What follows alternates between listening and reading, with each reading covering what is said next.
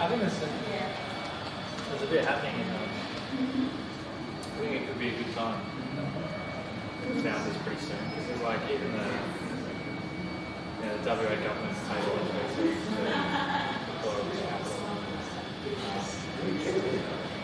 well, that's yeah, pretty good. Yeah. That stuff is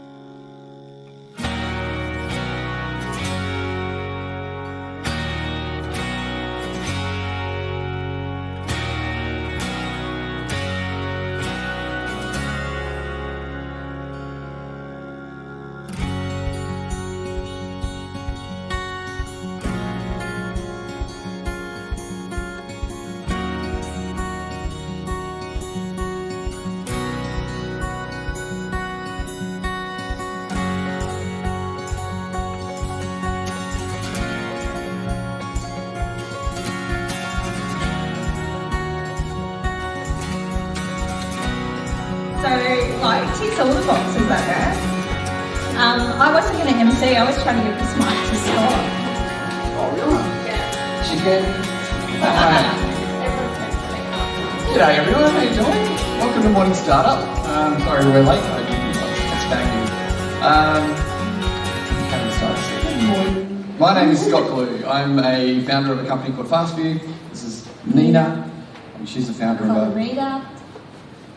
And Erin, and Dave, who is not here, but he's also, I think, retiring from his morning startup duties, so we might see him less and less. But the idea is we try to get entrepreneurs, startup folk into the same room as often as possible so we can all meet each other, learn something cool and interesting from a great speaker that we've got today, and do a bit of networking at the end of it with some food and coffee. So welcome if it is your first time. What do we do? Ooh, well, shameless plugs and announcements. This is a moment for you to shine. So if you have anything to share, if you're looking for people, if you want to pitch something, this is your moment. We would love to hear from you. I feel like Bianca wants to do something. Nice. Well, morning everyone, my name is Bianca. We founded WeFlow. That's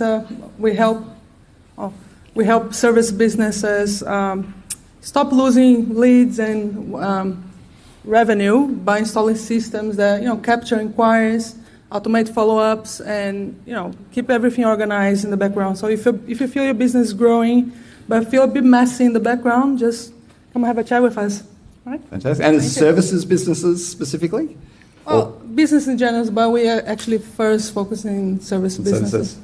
And it's WeFlowPro.com. Yes. Awesome. We'll share some cards later. Excellent. Thank you very much. Welcome. Thank you. I have a slide.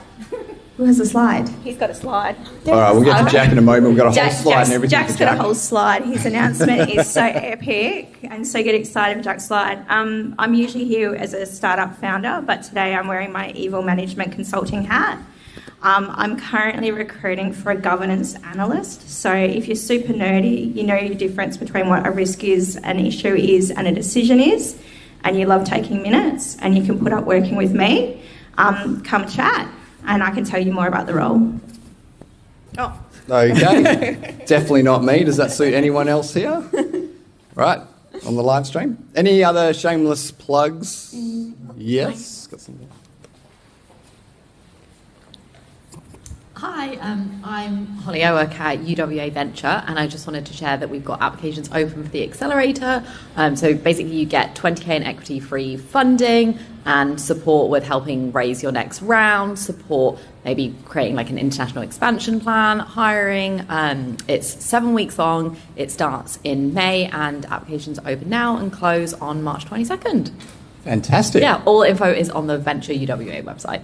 Or Venture you can obviously UWA. ask me any questions. Is it open to anyone? You don't have to be So UWA? it's only open to UWA students and alumni, but if someone in your team is an alumni, that's also fine. And if not, you can always talk to us and we can refer you to, one of the many others, Curtin, Bloom, Space Q, there's lots of other ones, so you can always come chat to us and we'll refer you if you're not a good fit.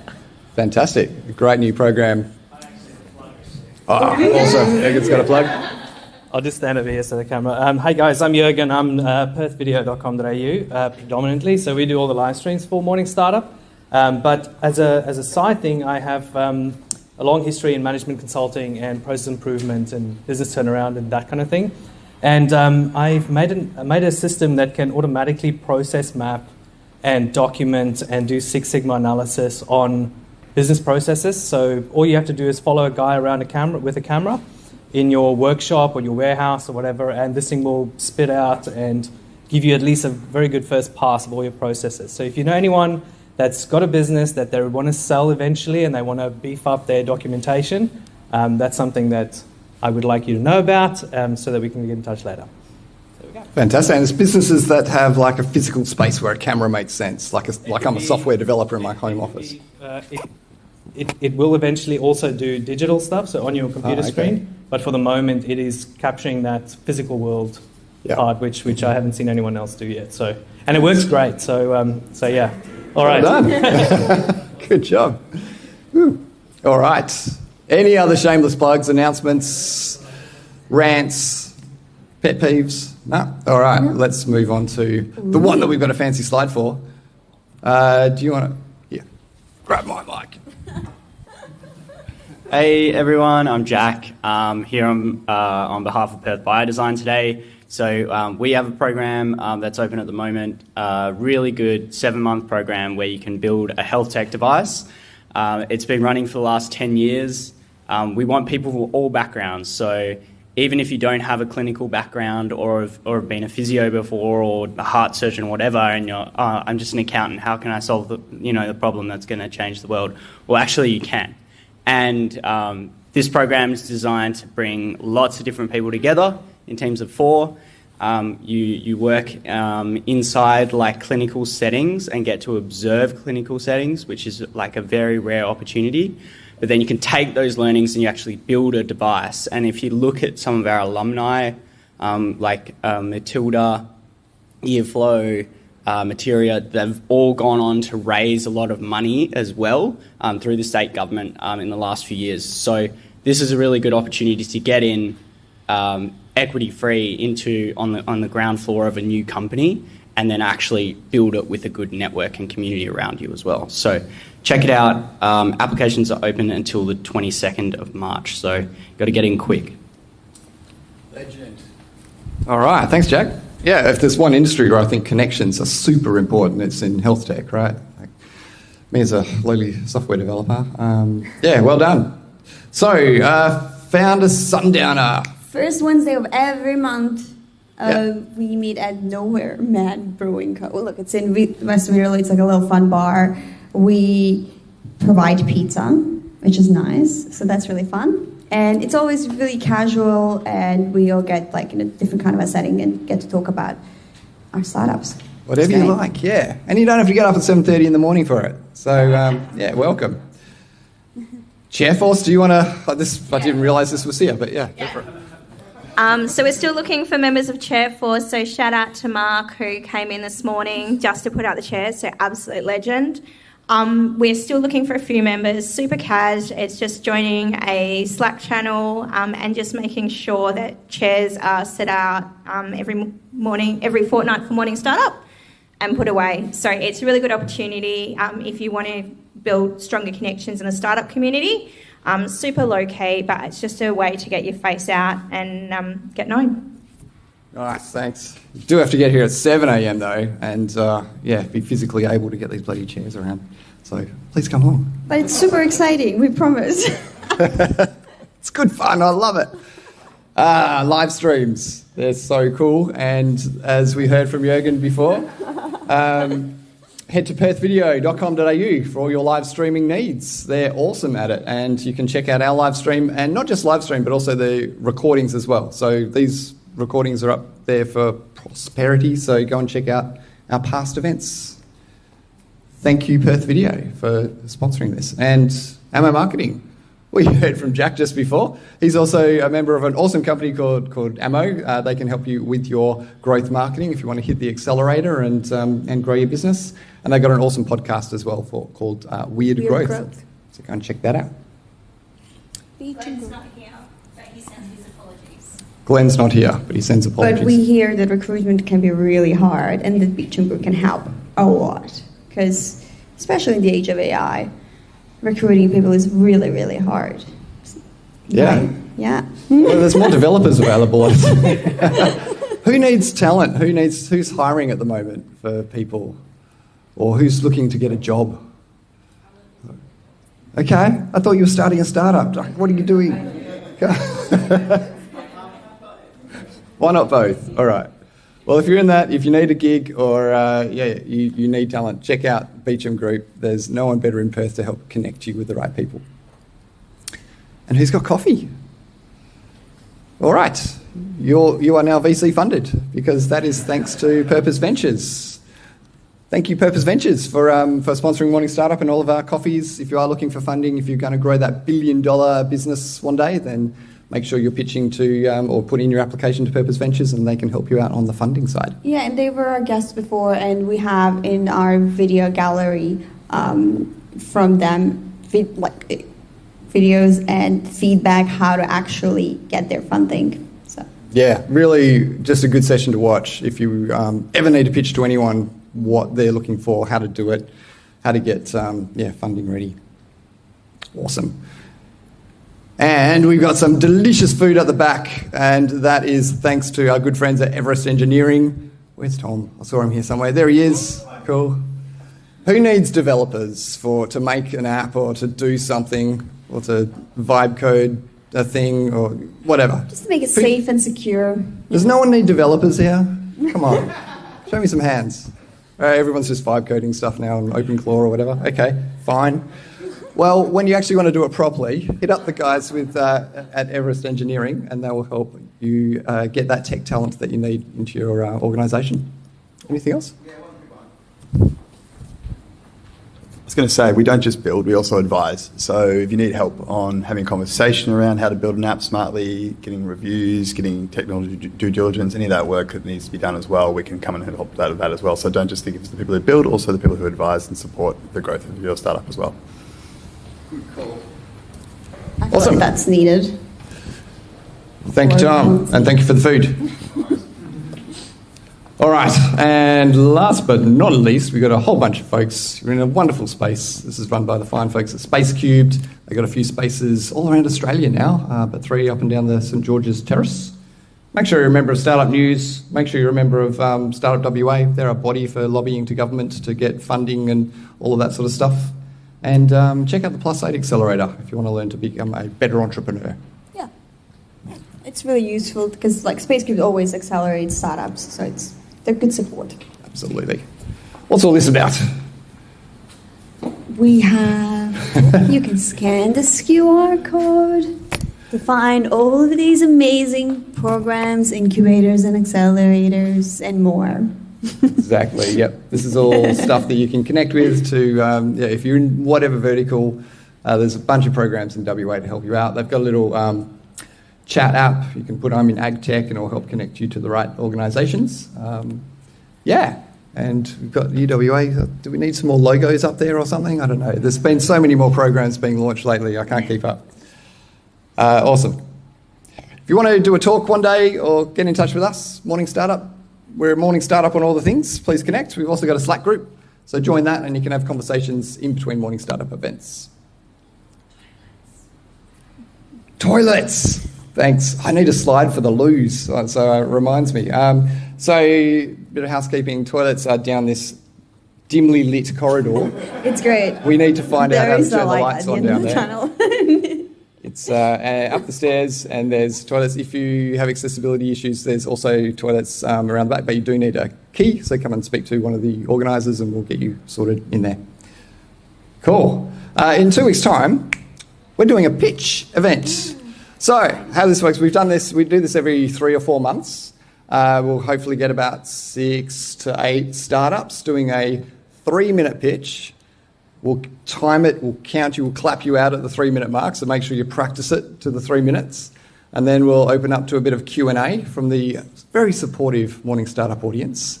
And this is just designed to give you a bit of experience actually standing up in front of people, talking about what you do, getting that pitch experience and trying to communicate your startup idea. It can be any stage, could just be an idea, could be validated, could be actually up and running for 15 years, whatever. But yeah, if you need practice pitching, email us. Contact at morningstartup.com. Marketing as well, which is exactly. It'll be recorded, live stream. You can watch yourself and go, all that afterwards. So, yeah, definitely recommend. If you're sitting there going, I really should do that, but a bit scared or nervous, then apply, because you won't regret it. You'll walk away going, I'm now smarter than I was before and a bit more confident. So I'd love to see you. So just send us an email with the name of your startup, a bit of a description about what you do, and we'll slot you in, if we still got space. Go on, do it.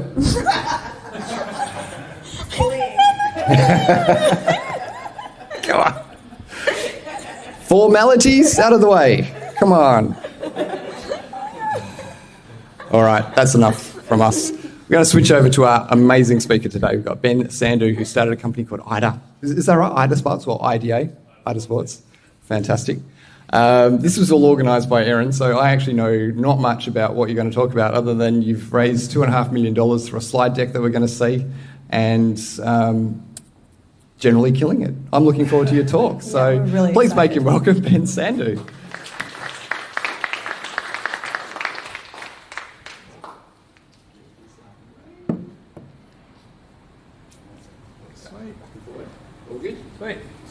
All right, hi everyone. I was thinking that was like a very well-written hook. So just as a bit of an idea of who I am, I'm going to introduce myself in a minute. But one of the things, I work a lot with early stage founders, and one of the things they always ask me about is okay, we're a little bit further along now, but what did the first presentation look like? So the presentation you're going to see today is from a couple of years ago, and it's the deck that we used to raise $2.5 million. I think Erin, that made for a decent hook. There's a decent amount of you here, so you'll see that in a second. But before I get into that, I actually start any presentation by understanding who's in the room and what do you actually all want to know. So I'd love to hear that, just to see if what I've prepared is completely irrelevant to all of you. So anyone got any questions, things? Yeah. How to raise $2.5 million? Yeah, it's not easy, that's for sure. Yeah. In a month? Well, I'm not the guy to tell you that because it took more than a month, but yeah. What happens after the pitch? Oh, as in to get that process? $2.5 million, yeah. Okay, cool. Yeah, we can cover that. What is more important, the presentation or how you answer the questions after the presentation? Yeah. Is it the presentation the door opener? Yeah, I think so. Nothing else. It's like your personality obviously plays a role. Yeah. All these things. Yeah, they're investing in people really at the end of the day. And I hope you all think this is a decent presentation. It's got us a fair way. But yeah, it's about the substance that underpins that. And so one of the things that I'm going to go on to talk about, I think, is some of the early pieces of research that we did that I think is probably the most important ingredient in getting us funded. So I'll cover some of that. But yeah, it opens the door, gets people interested. I hope you're all interested in the problem by the end of what I talk about today.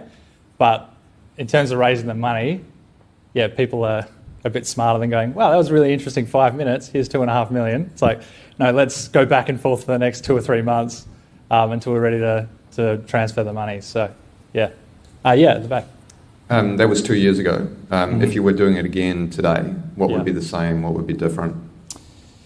That's such a good question, and is part of why I do the work that I do now. So I'll talk a bit about my current role. But when I started, this kind of sounds silly to say, I actually had no idea how venture capital worked.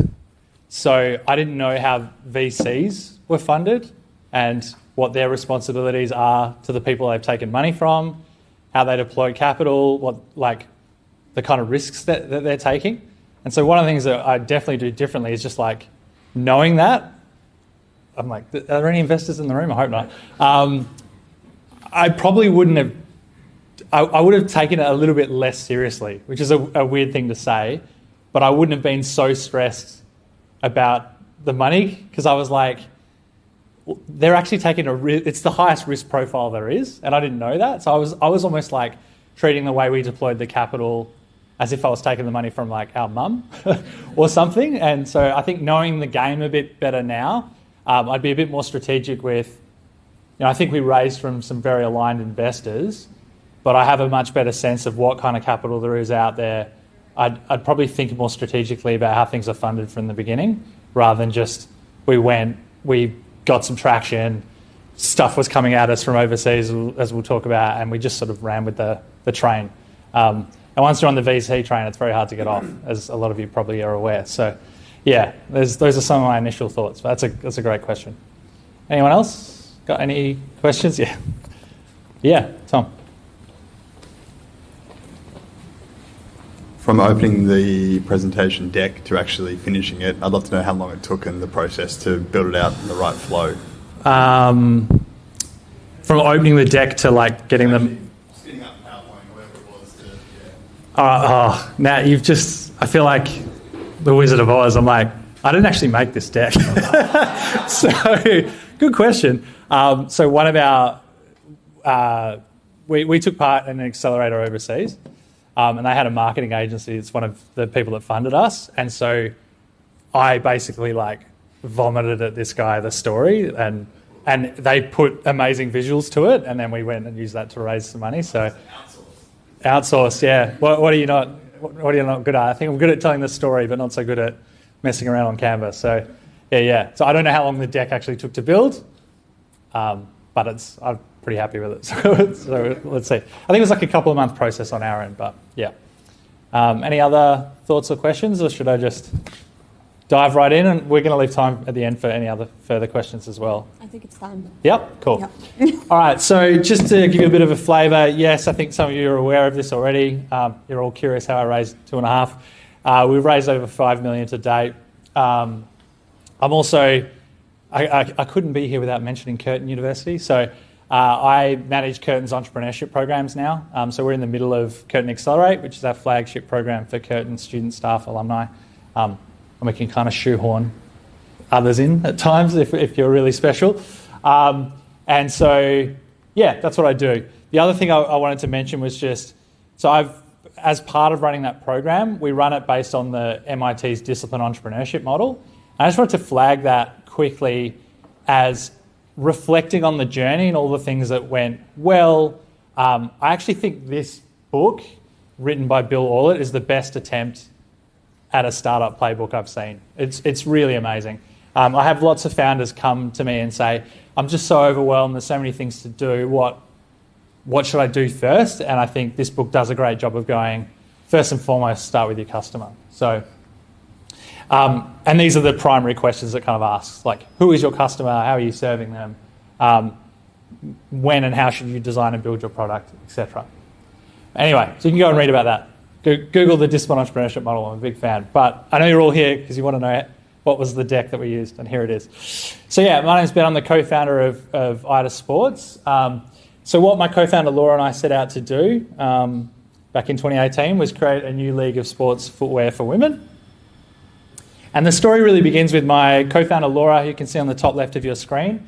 What she did was something pretty amazing. She took that group of women in the bottom left-hand corner, from 25 different countries. They went to the top of Mount Kilimanjaro and they played the world's highest altitude soccer match. They did that. They set a Guinness World Record to draw attention to the gender inequity that exists within sport. They took a NASA doctor with them. There was a documentary shot about it. They got lots of media coverage.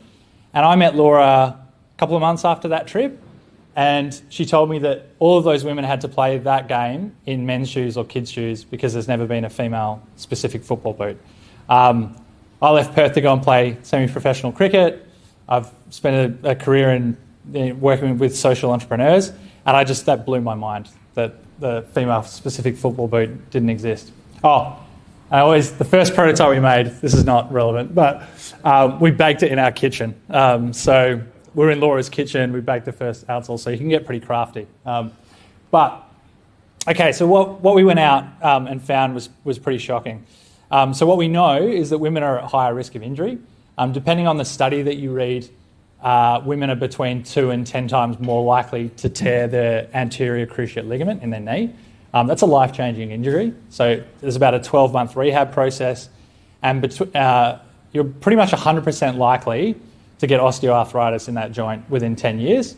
And girls typically do that injury younger, age about 15. So before their 30th birthday, they've got osteoarthritis in that joint. But also women are much more likely to suffer from other injuries that are considered more minor, but things like black toes, blisters, bunions, all because their shoes don't fit properly. So when we went out and we started speaking to our consumer, and I'll go into that process in a minute a bit more, a lot of women were telling us they were tired of not being seen in this sport, and they felt like an afterthought, that the biggest brands didn't prioritise women and girls at all. And we found that was pretty true. This is always the hardest thing, this slide, I'm like, that men's is so small. But so the landscape was pretty bad when we founded IDA in 2018. So these are the sorts of things that you would find. You'd go to like the Adidas website, you click on the women's section, there's no football at all. You would go to the Puma website and it would say women's football, and then all the products would be men's relabeled. And then my personal favourite, the ASICS website, where the girl said, I wouldn't be caught dead in that Barbie pink monstrosity. So that was the kind of the state of the world. If you go to the Nike website now, you click on soccer, you go to the women's section, it's all men's sizes, and where is he? There's a man modelling the shoe. So I'd love to say things have changed, but they haven't, and they're not changing fast enough. So we spent 2 years, we spoke to over 800 players, we spoke to dozens of podiatrists, physios, sports doctors, and we tried to understand what was going wrong. And one of the things that we learned is that men's and women's feet are fundamentally different. So women tend to have a narrower heel, they tend to have higher arches, they pressure load differently because they've got wider hips. And this is stuff that we've known for decades. So what we did is we took what we know about the differences and we built the first football boot on the planet specifically for female athletes. And we built in some of these features based on what both the players told us that they needed and also what the physios and sports doctors said were a must-have to try and reduce this injury risk. If you look at us now, our customers love us. We've got like a 92% rating on Trustpilot. This is out of date, so the range is much bigger than this now. Now we cover every surface in football. We started with one shoe that was black, and we've systematically sort of expanded the range, and now we cover every surface. I think this is my favourite slide coming up. So we've been able to do a bunch of really cool stuff over the journey. So we are on track to be in every locker room in the National Women's Soccer League in the United States, which is like one of the best leagues in the world. And we've been able to work with the England women's rugby team. Over the past summer, we opened a pop-up store on Regent Street in London, which was a pretty world-famous location. And we have players from all over the world that are using our shoes and telling us that we've changed their lives. I actually, just last week, I got an email as well from a player who said, I was in chronic pain, I was going to give the game away, and because I found your shoes, I'm going to continue playing and I'm going to actually start playing at a Div 1 college in the NCAA system. So those kind of stories are what made it all worth it. If you look at who we have some very strategically aligned investors. We've raised money from the owners of the LA Dodgers, the Billie Jean King Foundation, Elysian Park, RGA Ventures, and others. And we're in some of the biggest sports retailers, primarily in the US. So one thing we can get into is we tried to sort of build the company here in Australia, and it was hard work for a bunch of reasons. And all the pull and the traction happened in the US. So that's where all of our focus is. So we actually do not operate in Australia at the moment. We are only US based and entering Europe as we speak. So we're in Dick's Sporting Goods. They've got about 800 locations. But we've also hit a bunch of tier 2 retailers in the US as well and entering Europe, as I said. So our vision is to be the #1 female performance brand on the planet. So that's me. That's the deck. I really wanted to make sure I tried to whip through it to open up as much time for questions, because I've been to a bunch of these and I'm always like, I want to ask you my question. Feel free to connect with me on LinkedIn. I am a pretty active member of the ecosystem now, and I'm always here to help and happy to have a coffee to help you all with your ventures. So, all right, just before I open up to questions, there's one more thing that I thought I'd cover, because a lot of people are like, oh, that's a big shiny deck, but really what underpins it? What is the substance that gave investors, confidence to transfer the money? I wish I had the original sketch. I don't. But one of the things I just wanted to mention, when we started, this is literally all we had. Not this exact sketch, but we had our sketch on a piece of paper that I've since lost. And so how do we go from this sketch on a piece of paper to being featured in Forbes and the New York Times and other things? And the key to that really lies in good customer discovery work. So we just went out and spoke to our customers en masse and really got to grips with the problem. So has anybody ever heard of this book? Like, show our hands. Jack, have you read it? So, So it's funny that you say that. I've been giving this presentation for the last 2 or 3 years, and I was like, this is such an amazing book. I only read it 2 weeks ago. And I only read it 2 weeks ago because I promised the Accelerate cohort. I said, I've never confessed this before, but I hadn't read it. Anyway, I read it and I was like, God, I was really onto something. This is like a great book. So the idea behind the mom test, for those of you that don't know, is that if you have a good relationship with your mum, she's going to tell you, that's great, honey. What a great idea. You should pursue this thing. And you shouldn't listen to her because she doesn't know what she's talking about. And she's always going to sort of lie to you just to spare your feelings. And so there's a couple of principles about this book that are really, really important that I think underpin when I look back at the journey and what made us successful. And one is that you've got to be careful about this double-edged sword of being optimistic. So the founders in the room, I know you're very optimistic people because you've decided against all reason to go and pursue this idea that's really, really important to you, right? And that's amazing. The issue is when you go and speak to a potential user or a customer, what I've seen founders do a lot is go, I've got this amazing idea, you should really listen to it. It's got all these amazing features. Would you buy it? And they're like, yeah. And they're like, I'll say yes just to get this guy out of my office. And so what you want to be able to do is go and speak to consumers in a way that doesn't bias the information they give you back. And so one of the key things that stood out when we went and did our interviews was we didn't mention what we were doing. We just said, we were based at RMIT at the time. We said, we're doing some research through RMIT. We'd love to hear more about your experience with football boots. Or within football, actually, and then we kind of asked them about the boots later. So be careful. Optimism is great, but really avoid avoid leading the witness. Avoid leading people to the answer that you want them to give you rather than how they actually feel about the problem that you're trying to solve. This book, there's a bunch of these principles, but it's all about asking open-ended questions.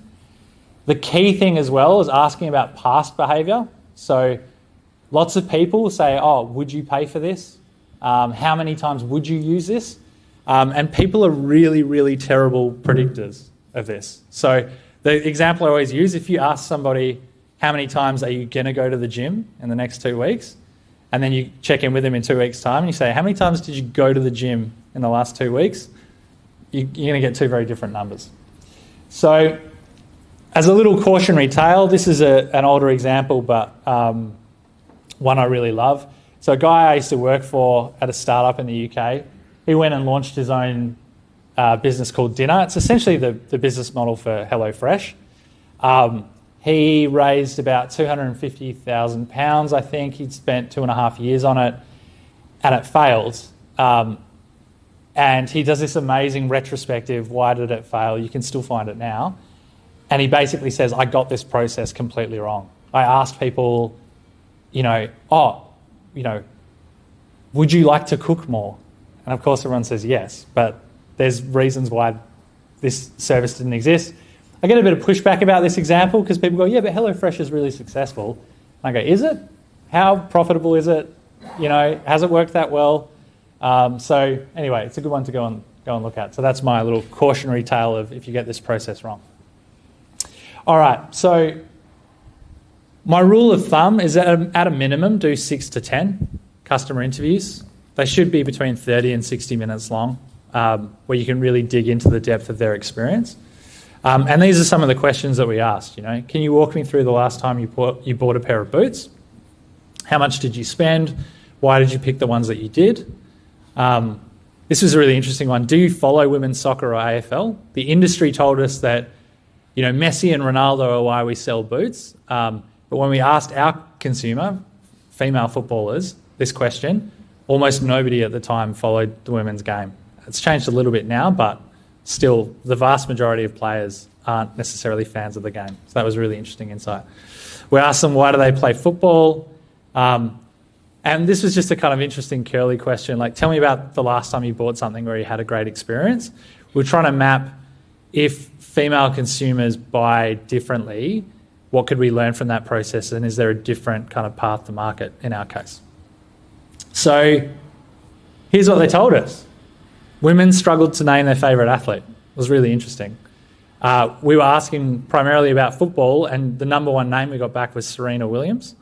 Or there was a lot of, the captain of my team or the star player on my team. We're like, that's really, really interesting. So yeah, they weren't a fan of women's AFL or football in general. We also found that women played the game overwhelmingly for social connection. And so in the case of women's AFL, it's like I've got 21 other teammates that are my new friends. And it allows me to express myself in a way that I don't get to in other areas of my life. And this was huge for us, that they cared way more about what their captain or their teammate or their coach thought.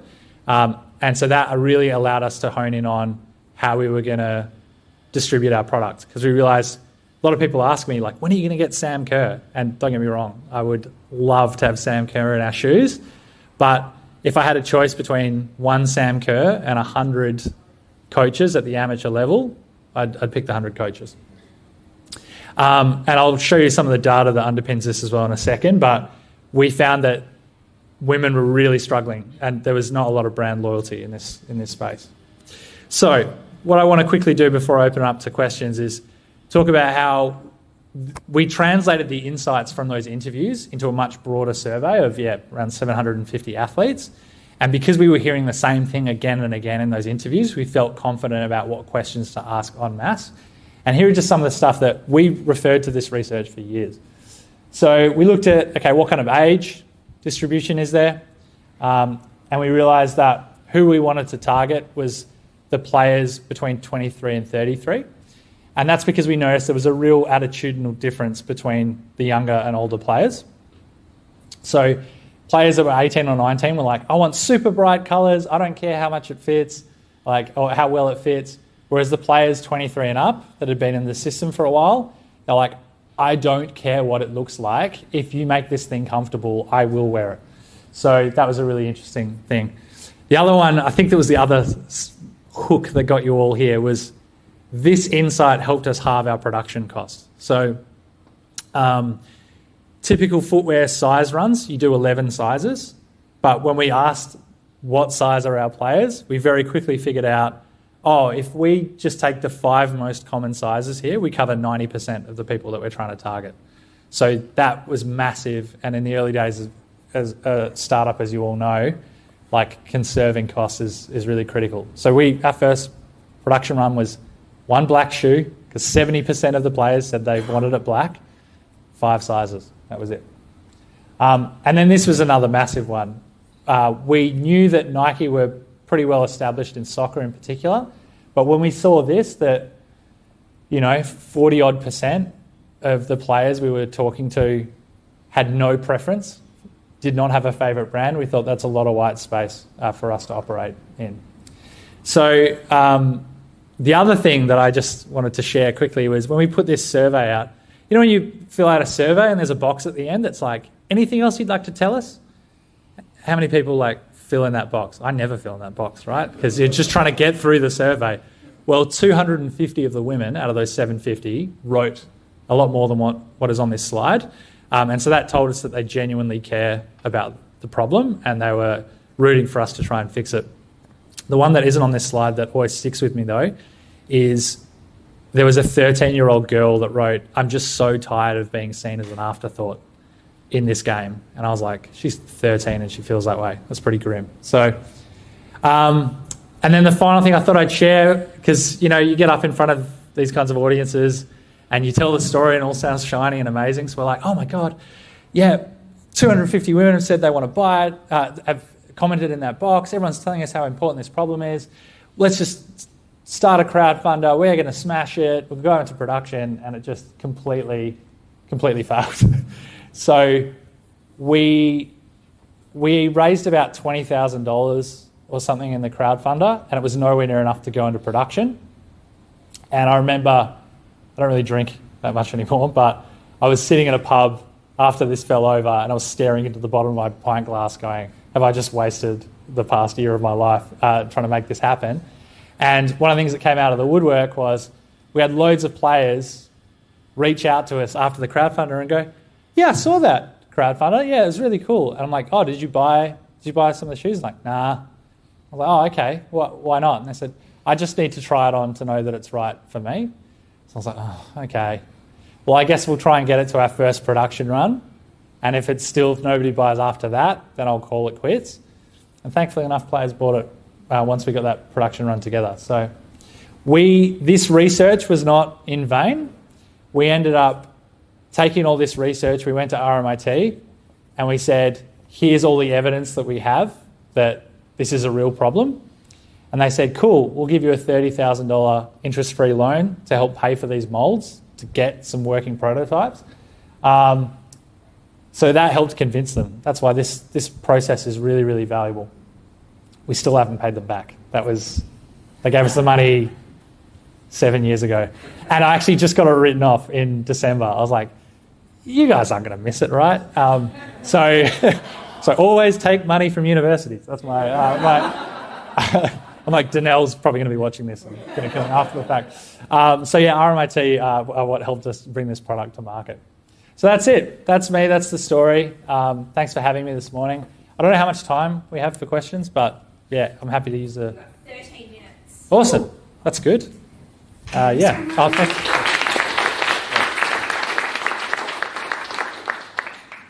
I kind of have 2 questions. One coming from someone who plays soccer myself. Now, the pair of boots that I currently wear, I wear because I asked a coach. Now, a discrepancy I would find is that even in women's soccer, although lots of more girls have played, I think, the last couple of years since the World Cup has done so well, is that the coaches are still men. And again, the reference we would get is you ask your coach, what boot do I buy? And the advice they have is only the boots they wear. Right. So the question I have is, what are you doing to get those coaches to even think of these boots? Because they haven't tried them, they don't know anything about them.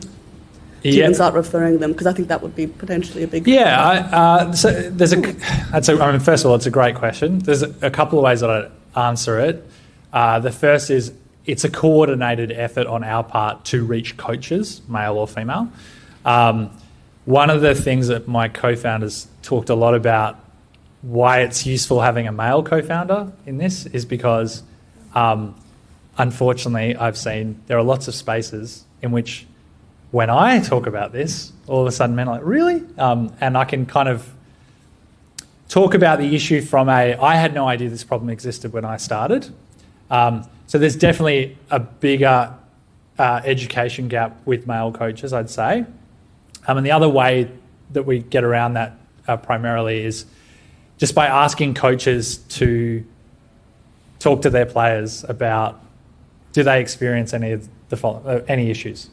And quite often, like really early on in the piece, we had an investor who was a coach, a male coach of his daughter's soccer team. And he was like, God, that's so fascinating. Is that true? And he went to his daughter's soccer training that night and he saw one of the girls was wearing 2 different shoes.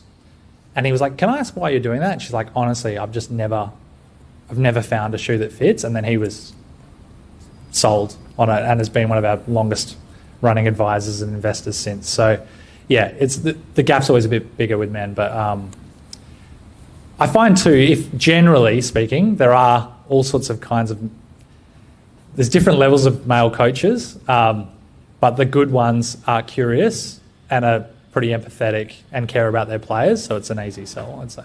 Yeah. Sorry, the parallel question that I then also had is, considering how much R&D you've invested and research into developing the shoe, now just the question is, what are you doing to stop the other brands from following? Like, you're getting a lot of traction. Yeah. How are you going to stop the bigger brands from taking your design? Yeah. What sort of protection have you taken? Oh yeah, it's something we're definitely looking into more and more now. That we've with this latest raise is what are the true IP protections in this space. There's not a lot of patents in football boots. The other answer, which I find investors don't love hearing, but is just the truth, is if you look at, all right, we're getting some traction, but if you look at the other bigger brands, I've been hearing for years about how they're going to come into this space and they're going to smash us. But we're talking about deeply sexist companies. And when you have their current employees reaching out to you saying, we hope you win because this place is so messed up, and you have deep-rooted misogyny, the effort required, they have all the resource to be able to do it, but they just don't have the will. And I've been in this game for 8 years and I haven't seen that change very quickly. So I'm confident in our ability to move faster and stay closer to our market, I guess, is our moat. Yeah.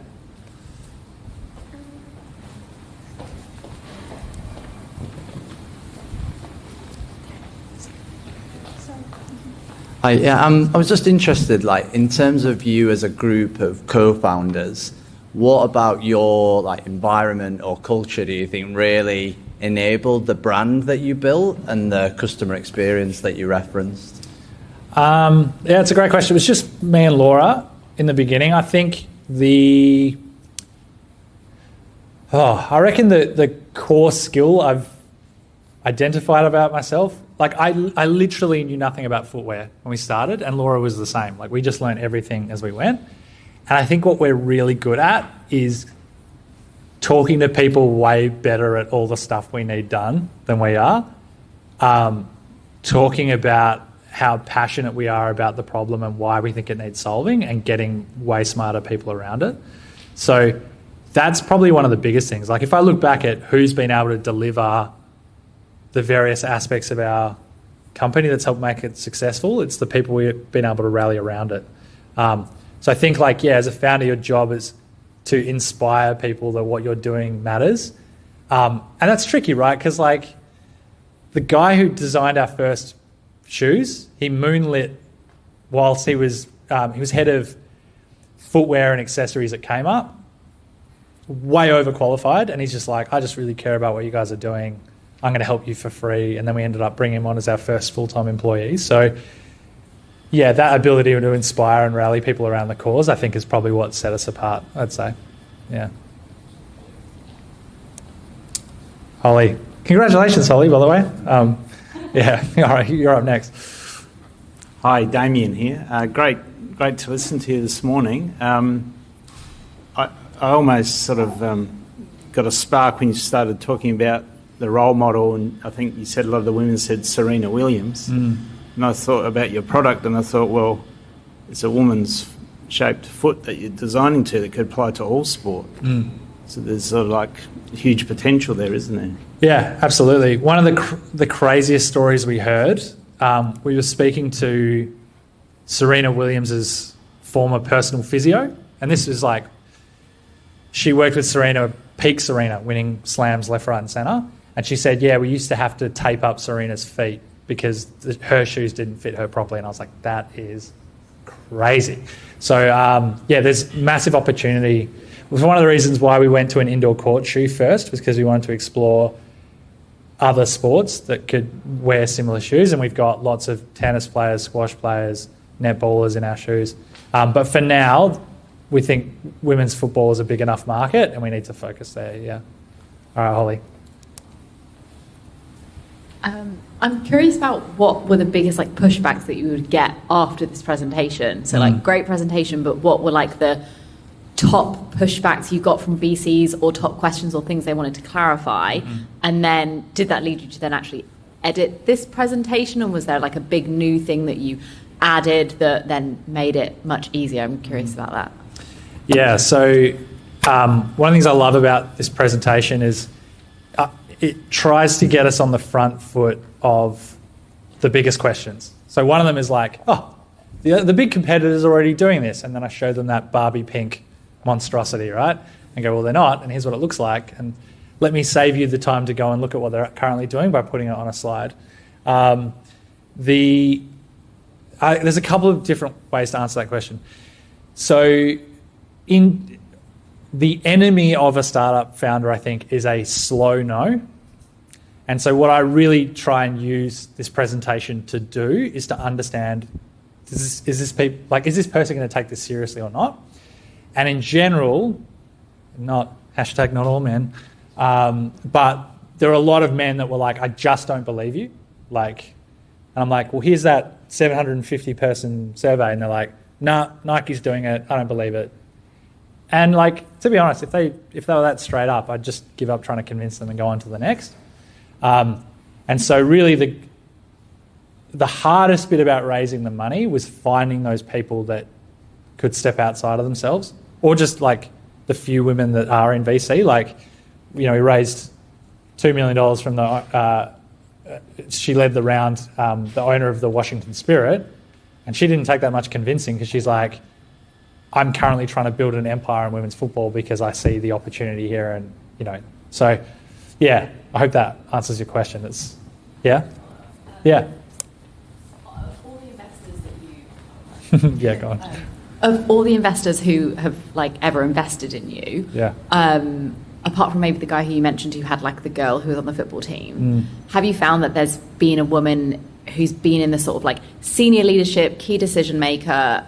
Have you has that always been the case because you kind of need that person to see it, or actually is most of your VC raised from all men leadership teams? It's a real mix, actually. I mean, it's a pretty male-dominated industry, but we've got a real mix on the cap table, I'd say. The good news was there was a lot of sports angels, people that have been in the industry for a long time, seen it up close and just got it.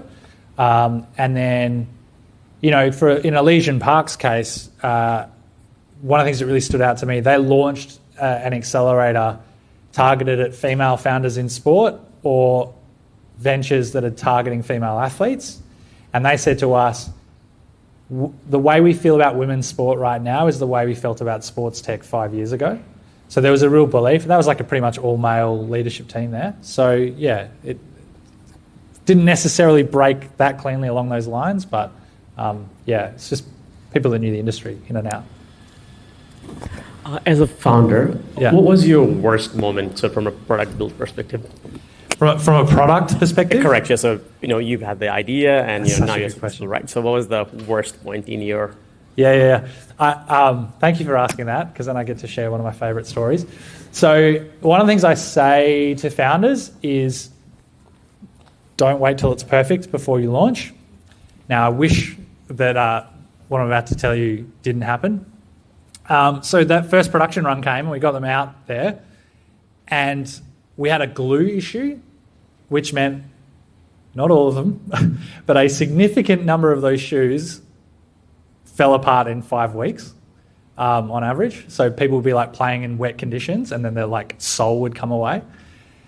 And that's like, if you told me that was going to happen before we launched them, I'd be like, this is an unmitigated disaster. How we handled it was people would come to us and they'd be like, honestly, like, such a big fan of what you're doing. I've had the best 5 weeks in these shoes. Like, it's changed the way my feet don't hurt the day after I play. But annoyingly, they fell away. And we're like, oh my God, this is the first time we're hearing about this, even though I got 25 that week. Of course, we're going to send you another pair for free, and, you know, we'd try and build some goodwill that way. But yeah, that was a big one early that I was like, holy shit, like, this is bad. But you know, it really means when I tell people, like, it just needs to be good enough. I've lived that, and I've seen that, and I've been through that. So yeah, that'll be my answer to that one. Jack? My big hope today is that everyone takes like your approach to asking customers and doing it. I've been, you know, around the startup scene for the last 10 years. People still don't do it, even after they do a whole program. How can we get them to do that early research? And do you have some tips for maybe just getting started with that early customer research? Yeah, I think it's funny. Mike, you should read the mom test, he says, having only read it 2 weeks ago. I think there's a couple of ways. I think, you know, one of the reasons why I took the job at Curtin was because I felt like, and this is really changing a lot, I mean, UWA's just launched a great program and made a very smart hire in my view. So, but there has been a tendency, I think, in programs I've seen in Western Australia, they're not always led by people that have walked the walk. And so I think that's one thing that resonates with a lot of founders that I work with now is they see, like, this is why I believe in this so much, and then they take that to heart and they try and adopt that approach.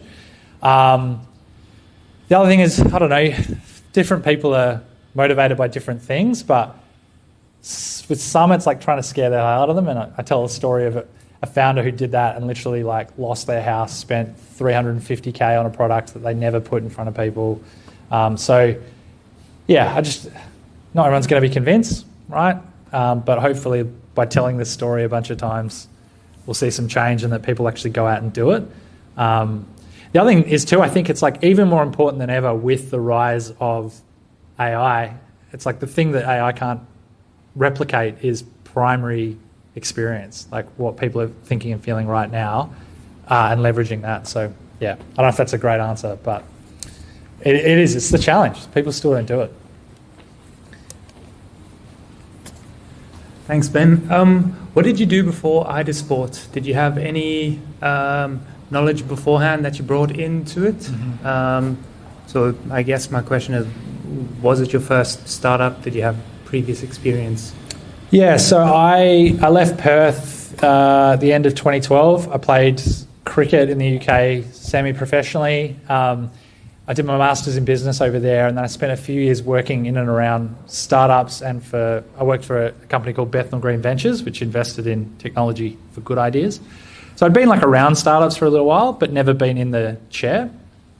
A story I don't share that often, but I feel like I should to this room is when I started with IDA, I sat down with Laura in Melbourne, I had a coffee, and I said, I was at a point in my life where I didn't feel that confident in what I was doing. And so I said to her, I don't know how I can help you, but I just really want to help you build this thing. And it was a mentor of mine that was like, I said, I don't know, what skills do I bring to this? Like, all I know is that I know how to build relationships with people quickly. That seems to be the only thing that I'm good at. I was like, well, what do I do with that? And the mentor goes, everything. Like, you can do everything with that. So it was my first time in the chair. I had no experience. And so I often find when I'm in front of these sorts of forums, when I hear the amazing backgrounds that people have and the industry knowledge that they have, I'm like, you are in like such a better position to actually start the thing that you're looking to start than I was. And so I hope people take some solace in that for sure. But yeah, I was clueless when I started. Time for one more, apparently. I'm getting the wind up before the cane comes out and they drag me off stage. Thanks a lot for sharing that. That was amazing. But my question is more so around the thesis that you somewhat approached the selection of the niche, because you could have done running shoes, you could have done tennis shoes, soccer shoes, and obviously Laura, I think her name was Laura. Yep. Yeah, was obviously someone in that scene, but I got into running and I didn't think running shoes is a big thing until I switched shoes and then struggled from doing 2 kilometers to like 15K kilometers easy. So what was your sort of thesis around, okay, cool, let's do running shoes? Yeah. Doing football shoes, yeah, for sure. So one of the things that I would say is you could take our exact process and you could apply it to lots of different verticals. And if we just look at sports footwear, you're absolutely right. One of the things that we know is like in men's football, West African feet are really poorly catered for. If you look at rugby, like most of the All Blacks are running around in shoes with, the Pacific Islander population has very broad feet. And so they're like squished into these shoes that don't fit them. So we know there's a problem across different sports and different ethnicities. But the reason why, when we looked at, okay, what do we need to be able to make this thing successful? The reason why we started with women's football was, largely due to Laura. Laura had been a long-time advocate for women and girls in football. And so the determination that we made, but definitely when I was joining, was I thought, this is a woman that we can build this brand around because she has the credibility, the authenticity in this space. And it's one thing to build a product that's going to work for your consumer, but they also need to be convinced to even try it. And I thought we had a decent shot at that with her experience and our ability to tell that story. There's a lot of founders in this room. It's like it's either good news or bad news depending on which way you look at it, but there's lots of opportunity. There's so many underserved markets out there that, I think you could take this and run with a different kind of, a different sport, different vertical, different industry. One of the interesting examples we got actually was, I was talking about this in Melbourne once, and this woman came up to me after a presentation and she said, I'm a female camera operator and all the rigs made to be able to hold cameras are made for men's shoulders, and I'm losing work because my camera work is like shakier, but it's because the rigs aren't made for me. So there's like Caroline Criado Perez wrote an amazing book about, it's called Invisible Women, and it's about how we've basically designed the world around men. And so there's lots of opportunity, I think, not just in sport but beyond. So bit of a tangent, but I hope that answers your question. Yeah, awesome. Fantastic. Thanks so much, Ben. I think on that note, we'll wrap up.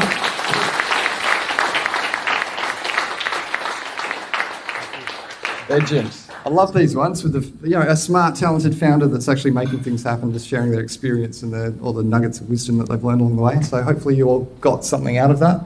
If you guys want a mic. So anything else that we need to wrap up with?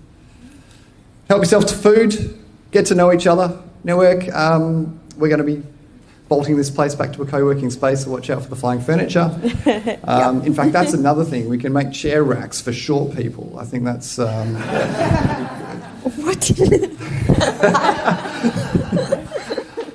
Toilets down that way, or if you want to go to the fancy ones, come and see me and I'll give you a key. All right, thanks guys. And the pitch thing in 2 weeks' time. Please apply. Contact at Morning Startup and let's see your pitches. All right, thanks guys. See ya.